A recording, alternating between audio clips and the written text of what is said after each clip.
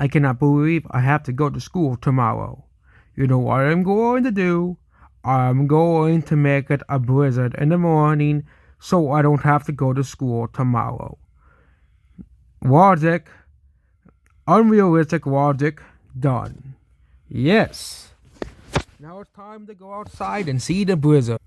Yes. Now of all the snow outside and the massive blizzard that will be in the here until 1 p.m. I will not have to go to school at all. Ha ha ha ha ha ha ha ha ha ha ha ha ha ha ha.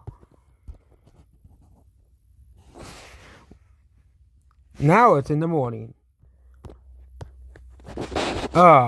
Good day. Now I get to sit around and play Fortnite all day. What is it, Dominica? Well, what did I just hear here? You were the one that caused the blizzard?